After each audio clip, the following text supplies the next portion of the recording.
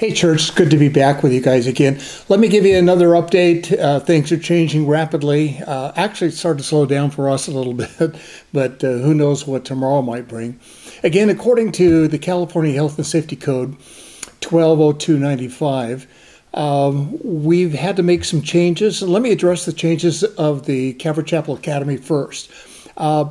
We're no longer running as a school according to this ordinance, but we are open and can legally run as a daycare. And so that's what we're currently doing to the parents who need it. We have single moms that have no other alternative. But if you are at home and you're sending your kids here, we just ask that you would keep your kids at home as well. We want to be able to minister to those who truly, truly need this kind of service from us.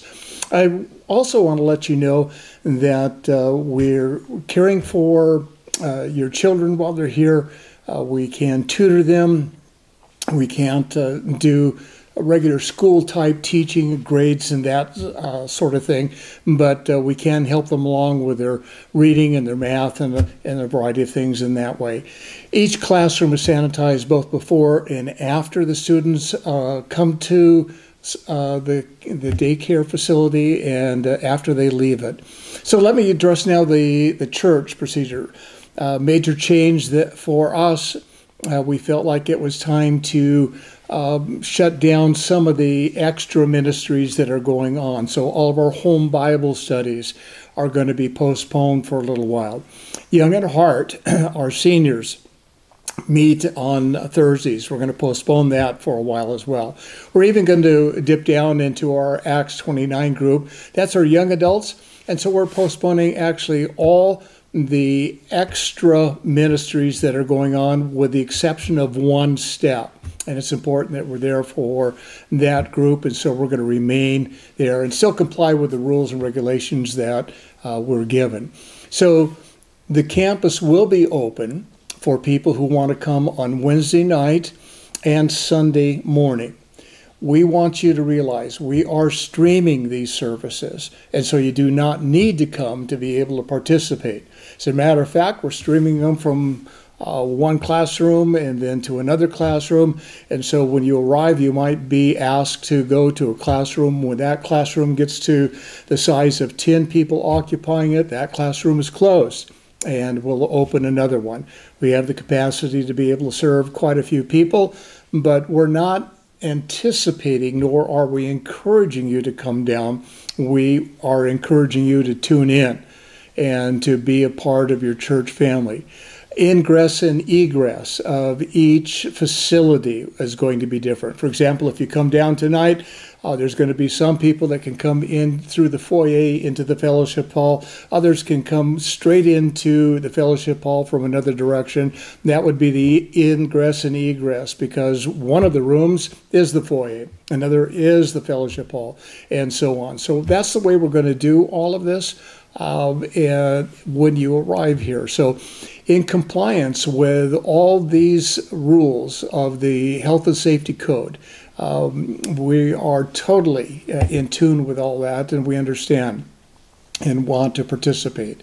There are areas outside of our own Hemet San Jacinto area that have much stricter rules. For example, the Coachella Valley area are on much stricter time to where they have to be in their homes. Throughout all of Orange County, they have stricter rules and regulations that people, even outside, should not be congregating with anyone outside of their immediate family. And so our own rules might change in the very near future. So again, we're meeting the current requirements. We're anticipating that those might change, and then when they do, or if they do, we'll change right along with them to be in compliant. You're saying, why open at all? Well, let me just give you an example. Yesterday, one of our gals came in, and she was just having a hard time. Her husband was sent home from work. The suppliers for her own business cannot work and can't provide her with the materials that she needs. Her husband's medical expense is extremely high, and she was concerned and worried, naturally so.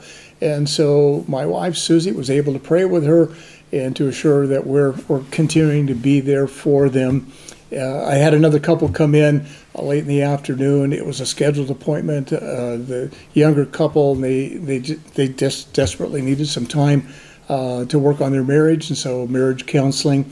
You see, sometimes the higher priority is the coronavirus, and it is for most people. But other times, this situation has created a problem, as it did with that lady that came in and just needed that comfort and assurance that we were here and would pray for them. And then another couple, well, right now, their relationship was at their highest priority. And so I think it's important for us to be able to be there for them. We need to realize there's a huge conflict between fear and faith. In Matthew chapter 8, verse 27, after Jesus calmed the storm, the disciples, murmured among themselves or questioned among themselves, what sort of man is this that even the wind and the sea obey him? Let me remind you, that's who we serve. We serve Jesus Christ, who has authority even over the wind and the sea and everything that's going on around us right now. And so we should be cautious. We should be careful. We should obey the rules and the laws that have been set forth for our own safety. But we should not, we dare not give in to fear. And so if you need us for anything whatsoever, please call. If you haven't downloaded the church app, please do that. That's our greatest way to be able to get a hold of you. If your friends don't have a Facebook account, well, help them get one for the time being. We're going to be streaming on our Facebook, on our own webpage, and through other sources. And the next thing that we're trying to do, or should be able to do by the end of this week, is to be streaming out there on YouTube. So let people know that we're there. If you have any prayer requests, phone them in. Give us your email address so that we can get a hold of you in case of emergency. But again, the biggest thing is to make sure that you have the Calvary Chapel Hemet app, and so that we can communicate directly to you. Once you get that app, if you haven't already, please go ahead and say that you want to receive those push notes that will be coming to your way, and so we can get that information out to the masses right away. Hey, God bless you guys, and we'll be looking forward to that time to when we can all gather together again in His name. One last thing. There are people all around about you that you can get a hold of. You can do face-to-face without ever going out of your home. You can Skype. You can do FaceTime on your smartphones. And I want to encourage you to be a witness to those around about you, both those who know Jesus Christ and those who don't, who are giving in to the fear. And remind them all, or introduce to them all, what sort of man is this that even the winds and the sea obey him? Share the gospel of Jesus Christ. God bless. Looking forward to being with you soon. Bye-bye.